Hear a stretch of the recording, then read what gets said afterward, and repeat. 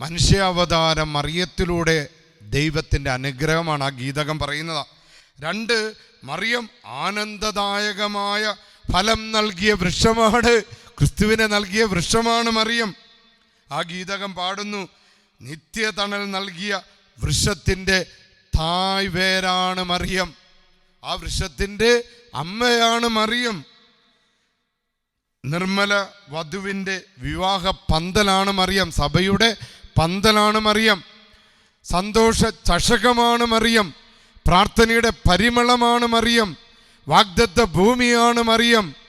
മന്നയെ അതിജീവിക്കുന്ന ഭക്ഷണമാണ് മറിയം.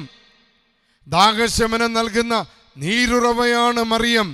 ഫറവോയെ ആഴക്കടലത്തിൽ താഴ്ത്തുന്ന ആത്മീയ സമുദ്രമാണ്. ഫറവോമാരെ ആഴക്കടലിൽ താഴ്ത്തുന്ന ആത്മീയ സമുദ്രമാണ് മറിയം.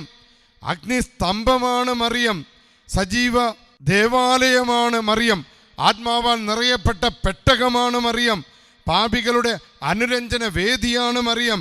അപേക്ഷ അർപ്പിക്കാനുള്ള നീതി നിഷേധിക്കപ്പെട്ടവരുടെ മേലങ്കിയാണ് മറിയം. അവൾ വഴിയാണ് എല്ലാം പൂർത്തിയായത്.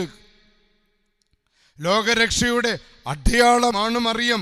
സ്വർഗത്തിൻ്റെ കവാടമാണ് മറിയം. അവൾ വഴിയാണ് നരകം തകർക്കപ്പെട്ടത്, നരകം അടക്കപ്പെട്ടത്. ദൈവം ഇറങ്ങി വന്ന സ്വർഗീയ ഗോവണിയാണ് മറിയം. ലോകത്തെയും ലോകത്തിലുള്ളവരെയും സ്വർഗത്തിലേക്ക് ആനയിക്കുന്ന പാലമാണ് മറിയം.